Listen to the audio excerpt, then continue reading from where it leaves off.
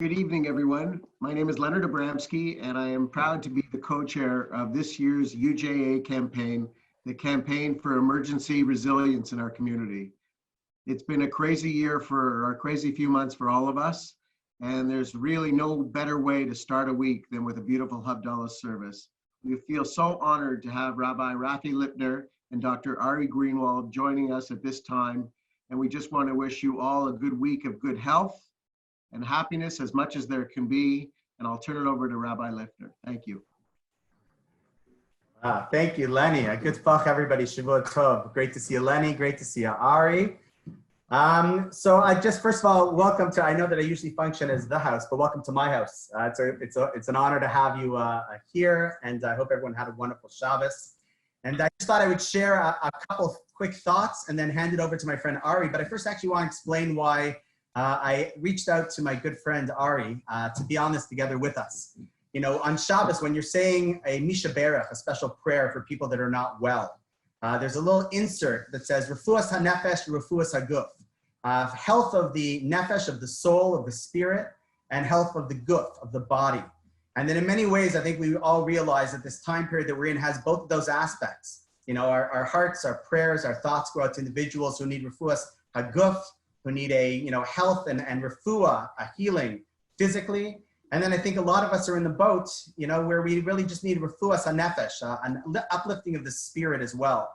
And that we feel a sense of, you know what, we can get through this together and that we're all together with this. And I want to tell you how I think we're all together. So my daughter, when we were singing at Shalosh Shudas, so my youngest daughter, who's getting stage fright right now, when I said, what's your favorite song? Tehillah, what's your favorite song? Achenu, you probably didn't hear that. Achenu, which means our brothers and sisters. This week's Torah portion speaks all about the chiyamuch achicha, when your brother's not doing well, when your brother's not doing well, right? The whole idea of that when we reach out to each other, we're not just reaching out as a community. With all due respect to Lenny, we're going to up it a notch here, right? The Jewish people aren't a religion. We're not a race. We're not a people. We're not a nationality, right? We all have fathers and mothers, Avram, Yitzchak, Yaakov, Sarah, Rivka, Rachel, Leah. We call them our fathers and our mothers.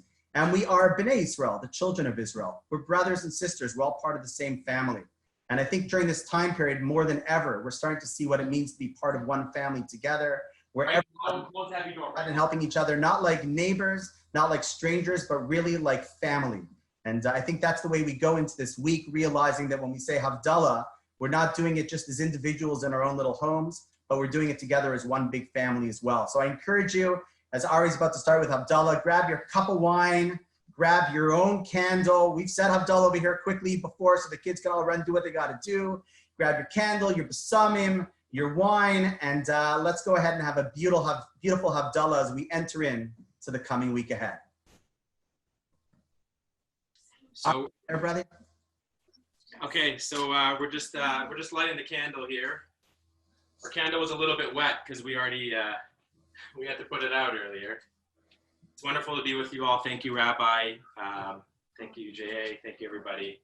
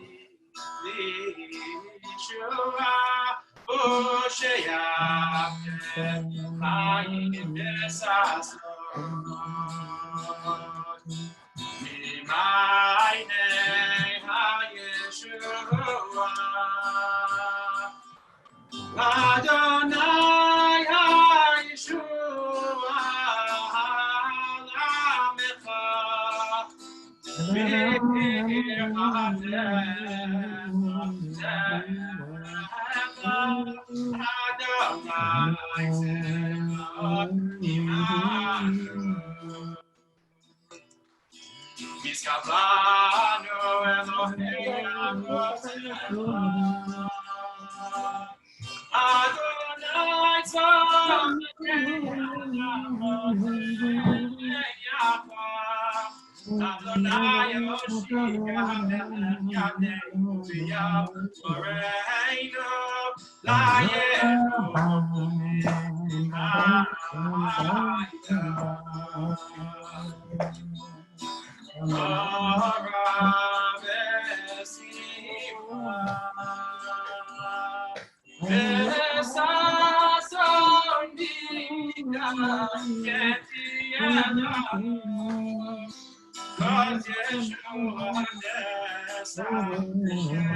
Adonai Hi everyone. La la la la la.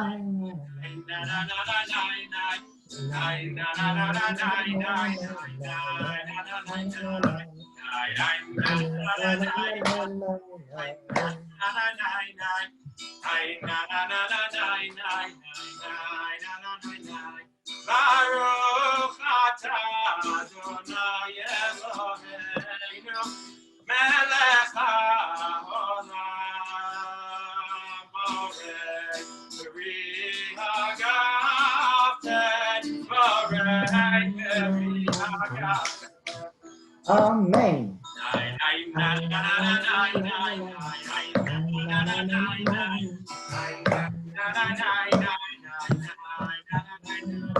Baruch atah Adonai Eloheinu melech haolam borei hinei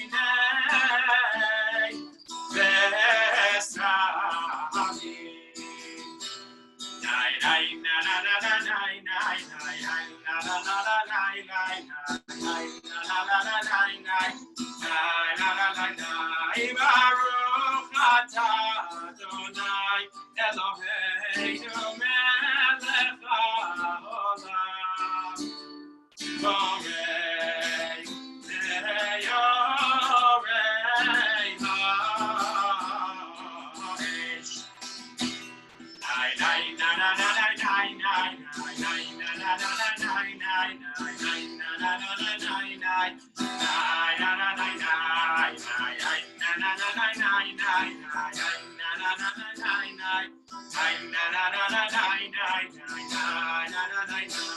Baruch atah Adonai Eloheinu melech haolam hamavil bein kodesh lecho beino lechoshen bein Yisrael leyamim bein yom hashvi'i l'sheshet yemei hamaseh. Baruch atah Adonai hamavil bein kodesh lecho. Amen. Ketavach, Ari. Awesome, awesome.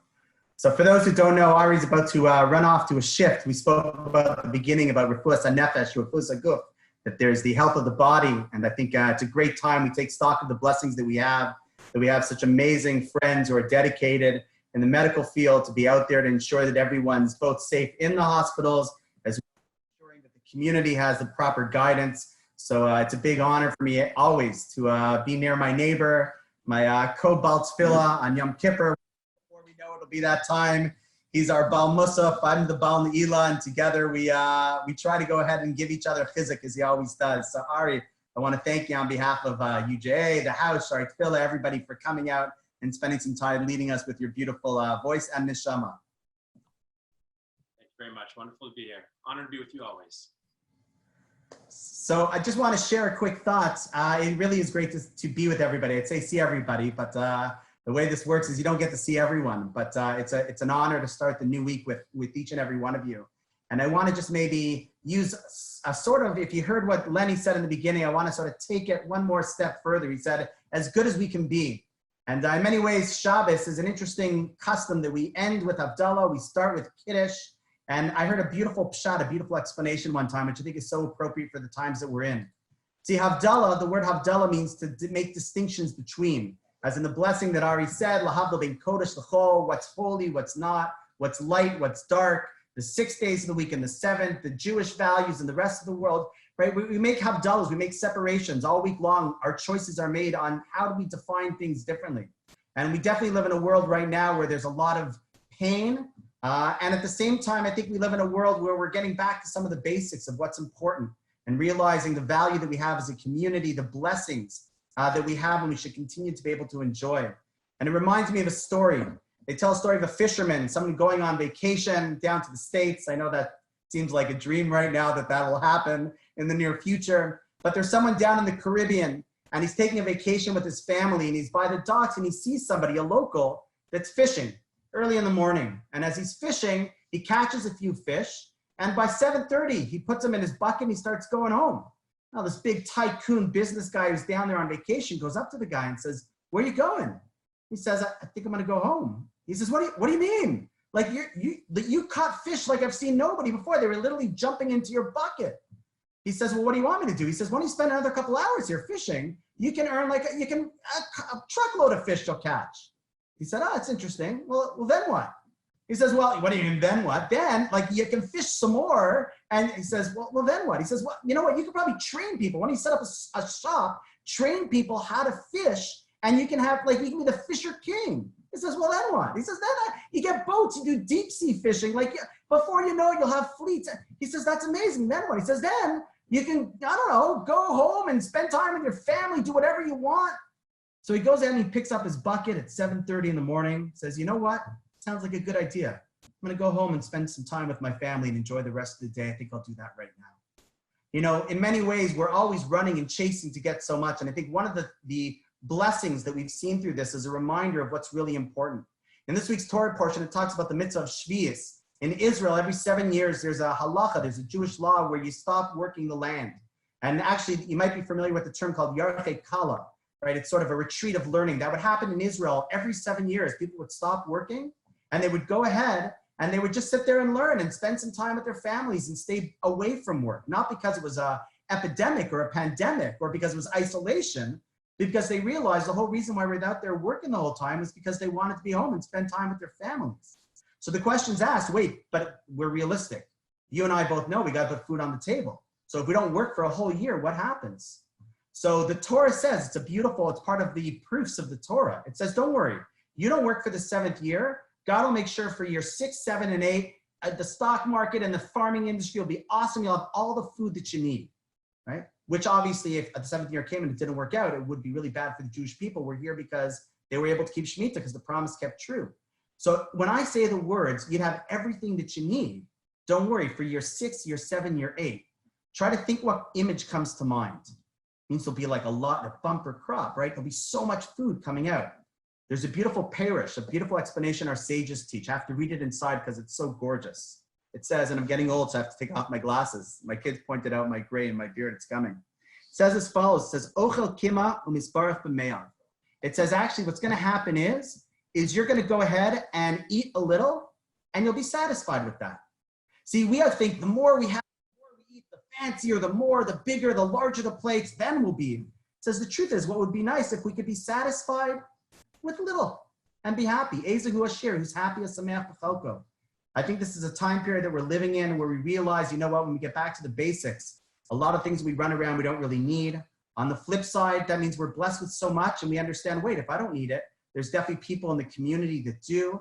And we realize the greatest joy and pleasure that we can have is to be able to share the bounty that we have, because how much do we really need to enjoy the important things in life? And we can share that with others as well. And there's a beautiful pshat, and we'll close with this. There's an idea that we have a pasuk, a sentence in Tehillim and Psalms says, Sur me'ra v'aseh tov.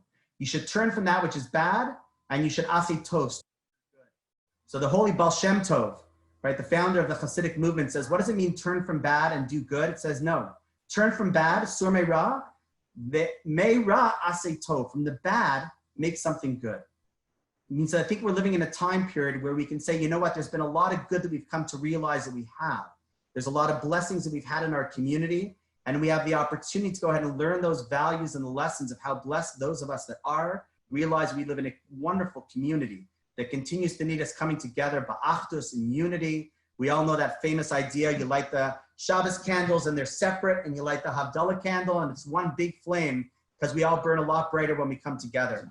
So I just want to thank you for spending Havdalah with me. It's an honor to be able to spend Havdalah with two wonderful faces, with Lenny and my good friend Ari Greenwald as well. And may we go forward in the week, realize that while there's a lot of Havdalah, there's a lot of differences in good and bad. We'll get together for Shabbos next week and make Kiddush. We'll say we can sanctify everything we have in our lives, say a l'chaim over that. May everyone be well, healthy, safe, stay sane, enjoy the blessings that we have, and be able to come together, not just via Zoom facing, but please God, with the big hugs that we always used to give. I miss everyone out there that I can't see. Love our entire community. We're blessed to have such a great one and be part of such a great people, which is really a family. Wishing you a Shavua Tov and have a great week. Shavua Tov.